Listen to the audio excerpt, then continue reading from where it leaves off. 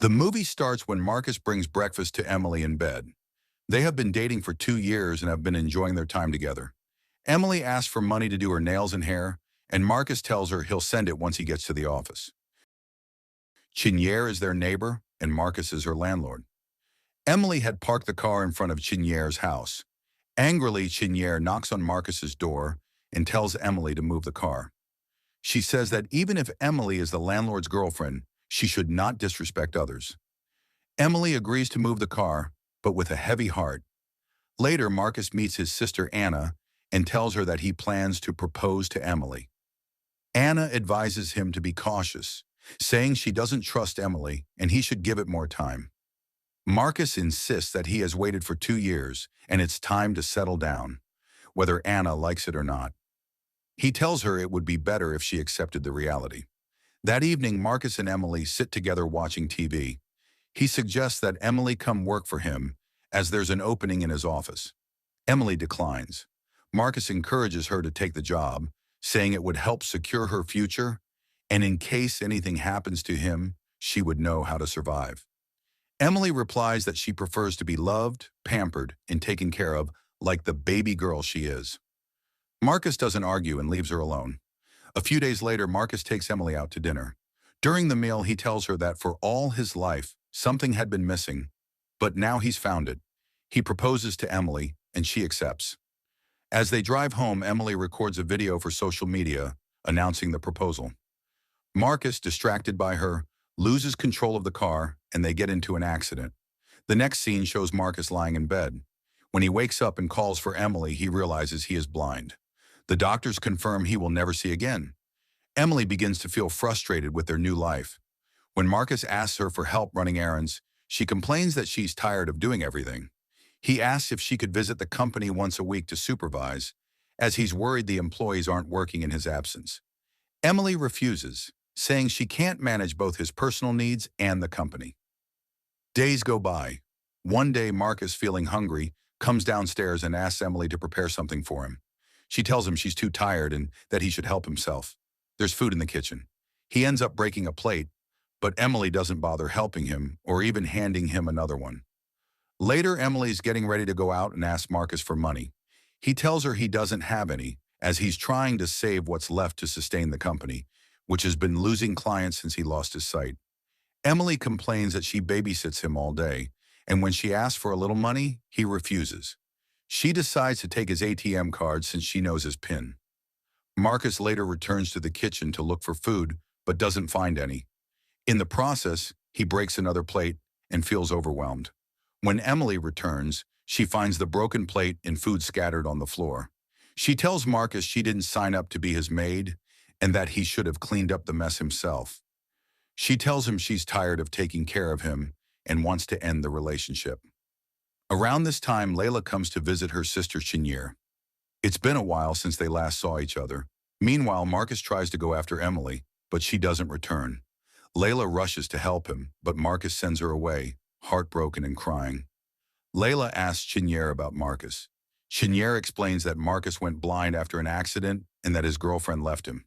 She warns Layla not to get involved, but Layla ignores her and brings food to Marcus. She finds him distressed and crying on the floor. She offers him the food, but Marcus tells her to leave. When she returns again, she tells him she couldn't abandon him. Just because someone left him doesn't mean it's the end of the world. Marcus, however, gets upset, saying she has no right to tell him what to do, especially since they barely know each other. Layla tells him she's done helping him and will never return. Marcus, overwhelmed by suffering, goes to the kitchen and considers ending his life with a knife. Fortunately, Layla returns in time to stop him. Anna also arrives and helps calm the situation. As Layla cleans the kitchen, Anna thanks her for being there at the right moment. She asks if Layla could take care of Marcus temporarily, explaining that her daughter is sick in the hospital and she only came by to check on Marcus. She even offers to pay Layla, but Layla insists she will do it for free, if Marcus agrees since he seems stubborn. Anna promises to speak to him. Marcus eventually agrees to accept help. Layla prepares food for him, and Marcus opens up, saying Emily was the best girl he ever knew, and he doesn't know if he'll ever get over her. Layla comforts him. Back at home, Chinier warns Layla again, saying she knows her sister has a habit of helping those in pain, but fears she'll get hurt. Layla reassures her that everything will be okay. Layla begins visiting Marcus daily. She treats the visits like therapy sessions, encouraging him with affirmations. My life is a gift, and I appreciate everything I have. My body is healthy, and I am grateful. I deserve to feel joy. She brings different affirmations each day, and Marcus starts to feel better. He thanks her for not leaving when he pushed her away. They develop a bond. Layla reads books to him before bed, and they play games like riddles, which Marcus always wins. During one of these sessions, Marcus asks about her favorite place. Layla says it's the place where she lost everything. Another game has them sharing days they wish to forget. Marcus says the day he proposed and went blind is his worst, though if that hadn't happened, he wouldn't have met Layla. He tells her he wishes to see her face, her smile, and watch her say her affirmations. One evening, Layla tucks Marcus into bed. As she leaves, Marcus calls her back and asks if he can kiss her. They kiss, but when he reaches to touch her face, she stops him and quietly returns to her home. Later, Chenier confronts Layla, saying she knows Layla has fallen in love with Marcus, but warns her it's a mistake. Marcus is out of her league. She adds that Marcus will leave her once he finds out her face is scarred. Layla replies that she doesn't care what others think. Everyone has looked down on her, but maybe Marcus will love her for who she is, not for her looks. She refuses to run away from happiness because of others' opinions. Chenier warns her again that she might get hurt. Anna takes Marcus to see a doctor who says there's a chance Marcus could regain his sight through surgery, but it comes with risks. Anna tells Layla and warns her to prepare for anything. While eating together, Layla gently tries to talk Marcus out of the surgery, but he insists he's doing it for both of them. He wants to see how beautiful she is. Layla tells him she's not as beautiful as he imagines. Months later, the bandages are removed. Marcus holds Layla's hand as he struggles to open his eyes. When he does, he is shocked to see the scar on her face. She isn't as beautiful as he had envisioned. The scene shifts to Layla crying alone in the living room. In the bedroom, Marcus and Anna are arguing. Layla hears Marcus telling Anna she should have warned him about Layla's scar. Anna defends Layla, reminding him she saved his life. Marcus coldly responds that he never asked for her help and accuses her of taking advantage of him while he was blind. He offers to pay her whatever she wants in return. Heartbroken, Layla is comforted by her sister. Chenier tells her someone will love her for who she is. Marcus, meanwhile, checks into a hotel to clear his mind. There, Emily shows up, begging for forgiveness and claiming she still loves him. Marcus says nothing. She puts on his sunglasses and leaves. Emily follows Marcus back to his house and continues apologizing. Marcus finally snaps and tells her never to return. Layla, still heartbroken, tells Chenier she should have listened to her. She wishes she had never gone back into the fire. Maybe then, people wouldn't look at her differently. Chenier reassures her, saying it's not her fault and promises that she won't marry until Layla does. Layla goes to Marcus's house to take back her book that she used to read to him.